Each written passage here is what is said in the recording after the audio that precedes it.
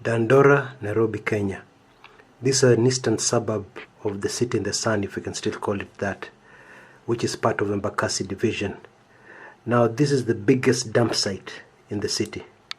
Of course, Dandora is surrounded by estates like Kariobangi, Babadogo, Gitaya Marigo, and Gorogosho, the famous Gorogosho. It's very interesting because actually Dandora was established in 1977 with partial financing from the World Bank. Yeah.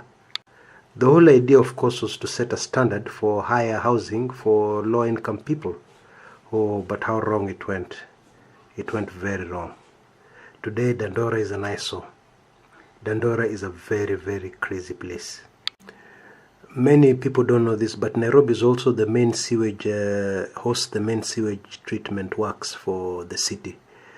And this process discharges processed water into the Nairobi River. But back to the dump site. The dump site is obviously a very serious environmental hazard because, for starters, the burning of the waste at night normally chokes. It flows into houses of people, and the smoke makes it very hard for people to breathe. You can imagine small children. It's a very hard life in Dandora. Other slums like Kibera would be much better off because despite the poor living standards, they would not have such hazards as Dandora has. Natural life is very hard here, and quite a substantial amount of people earn their living actually from the dump site, yes, scavenging, getting waste paper or whatever they can resell or remake into something to earn at least their daily bread, money to feed their hungry children and so on. It's not surprising that you would expect from this kind of environment to breed some of the worst gangsters, the most violent, ruthless gangsters in Nairobi. But you wouldn't expect, or you wouldn't imagine in your wildest nightmare that one day you'd have a gun being pointed at you by a woman. And not only a woman, a young, attractive girl. Now, I'm not talking about a movie here. I'm talking about reality. There's actually a growing number of female gangsters, female violent gangsters who use guns. Now, females have various advantages because, first of all, it's very difficult to surprise them, to suspect them rather. And also they hold the element of surprise, which is important in crime. It's important to take a victim completely by surprise. So obviously when you see a young, beautiful young lady, you wouldn't be on your guard, would you? And then the next thing that happens, you get hit very hard. Now, in a hard, harsh environment like this, the police also hit back hard and harsh. It's the only way of being able to maintain law and order. It's the only way of being able to maintain sanity, or so they claim.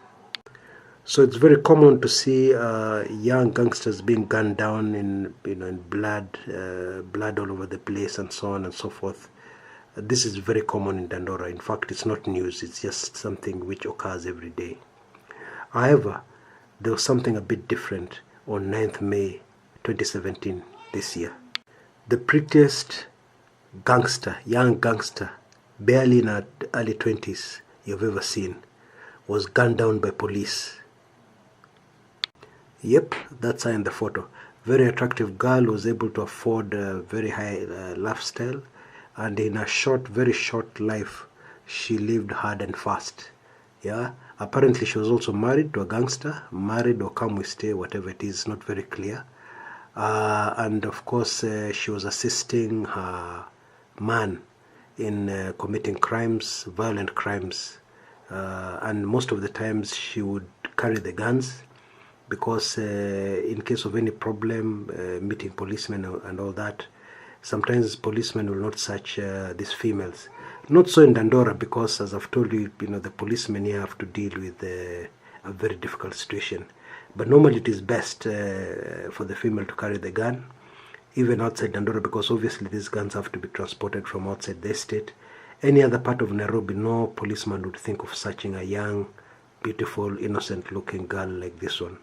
But I'm told she also participated in the violent crimes. She knew how to use a gun quite well, and she participated in the violent crimes. And therefore she was marked by one of the policemen, and on 9th, just the other day, she was gunned down. She leaves behind a very young child, 3-4 years old, who now has to face their life without a mother, and somehow learn how to hustle, and maybe it will be even very difficult for them to get out of this vicious cycle that is Dandora. Yeah, that's a sad story from Dandora I wanted to share with you today. As our politicians haggle over higher salaries, haggle over tribes, which tribe is supposed to be superior to each one, the real problems facing Kenyans, the real problems facing Nairobi are not being addressed.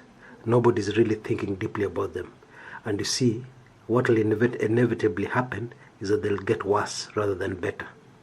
Young, intelligent men, young, intelligent, beautiful women ending their lives in a pool of blood. Yeah, very, very sad for Kenya. Extremely sad. This is one of the things that should make Kenyans very angry about their politicians. This is one of the things that should make Kenyans really reconsider as we go into the polls. What kind of people we're electing? Are they in touch with what the situation really is on the ground, or are they not? I take this opportunity to say R.I.P. Claire, condolences to her family, and let's just pray for a better tomorrow for Dandora and Nairobi. This is Chris Kumekucha.